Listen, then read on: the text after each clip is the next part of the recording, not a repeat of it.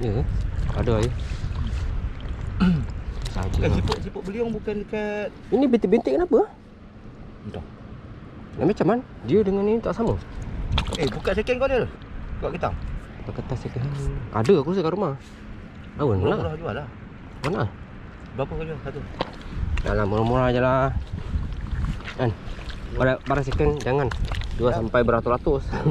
Berapa puluh satu? Tengoklah. 50. Aku tengok dulu. Kan? Yang koyak-koyak sikit. Yang koyak-koyak sikit lah. Nanti kan semuanya koyak betul. Jangan koyak. Itu lah. Tapi ketang koyak sikit tak apa. Ya, petang koyak sikit tak apa.